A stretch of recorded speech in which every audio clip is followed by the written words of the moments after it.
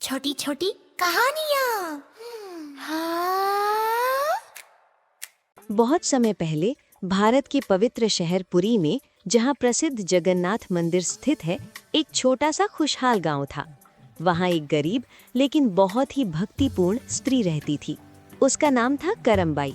करमबाई के पास न धन था न बड़ा घर, लेकिन उसके दिल में भगवान जगन्नाथ के लिए अथाह प्रेम था। वो भगवान को अपना सबसे प्यारा मेहमान मानती थी।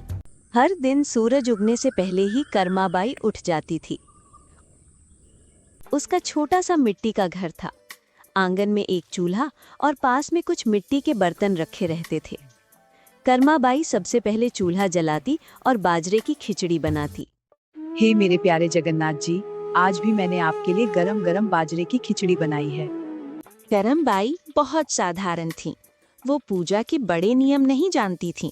वो न स्नान करती न बड़ी पूजा करती, बस सीधे भगवान को प्यार से बुलाती। हे जगन कहाँ है तू? आजा, मैं तेरे लिए गरम गरम खिचड़ी बना रही हूँ। और करमबाई की सच्ची भक्ति देखकर भगवान सचमुच वहां आते और खिचड़ी खाते।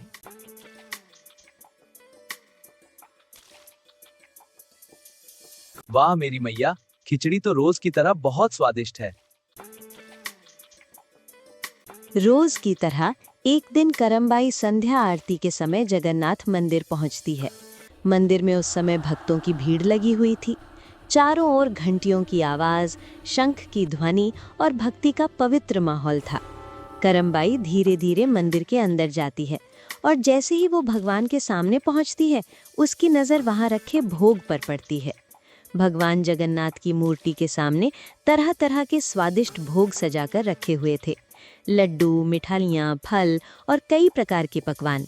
वहाँ मंदिर के पुजारी भी खड़े थे और उनके आसपास बहुत सारे भक्त भगवान के दर्शन कर रहे थे। ये सब देखकर करमबाई थोड़ी हैरान हो गई। वो चुपचाप खड़ी होकर भगवान को देखने लगी। पुजारी ने करमबाई को ध्यान से देखा और करमबाई से बोला, करमबाई, तुम ऐसे क्या देख रही हो? पुजारी जी, मैं तो रोज अपने जगन को खिचड़ी देती हूँ। पुजारी हंसा और बोला, क्या कहा?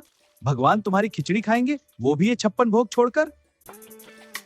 करमबाई ये सुनकर चुप हो जाती है और भगवान की ओर देखने लगती है।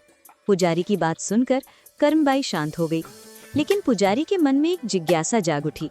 क्यों ना मैं खुद ही देख लूं कि ये करमबाई भगवान को कैसी खिचड़ी खिलाती है। फिर एक सुबह पुजारी करमबाई के घर जाता है। वो करमबाई को घर के आंगन में खिचड़ी बनाते हुए देखता है। करमबाई बहुत खुशी से खिचड़ी बना रही होती है।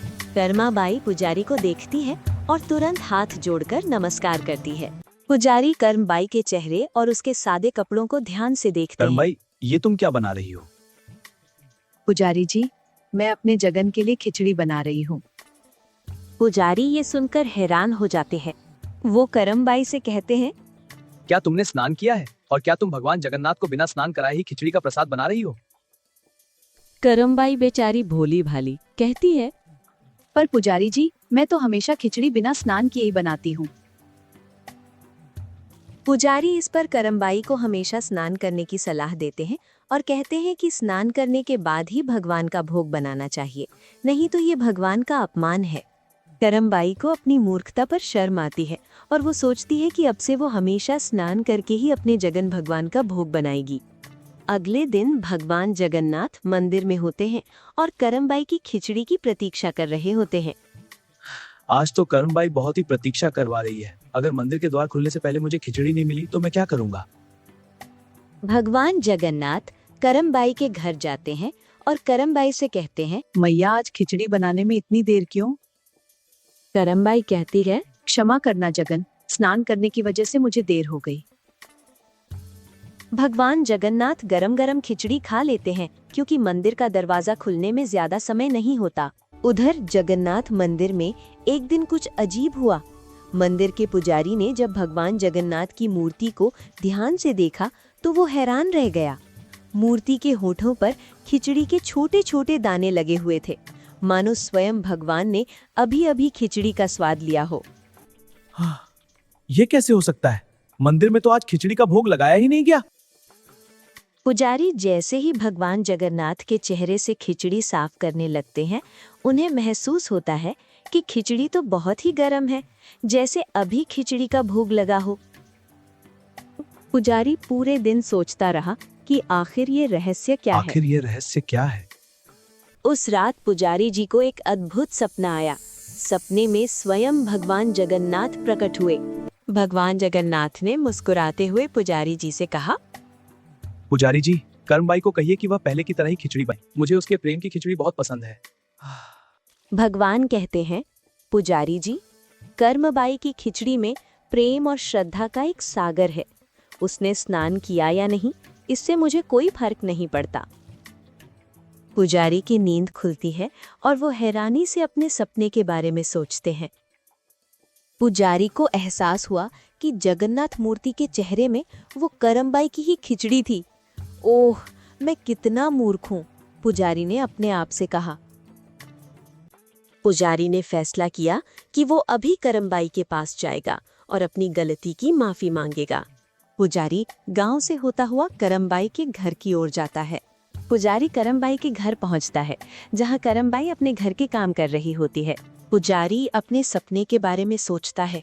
पुजारी करमबाई से माफी मांगता है और कहता है कि करमबाई, आज से तुम भगवान जगन्नाथ को जैसी चाहे वैसी खिचड़ी दे सकती हो। मुझे क्षमा करना, मैं तुम्हारी भक्ति को समझ नहीं पाया। और ऐसा कहकर पुजारी वहां से चला जाता है। करमबाई मुस्कुराती है और प्रभु को धन्यवाद करती है।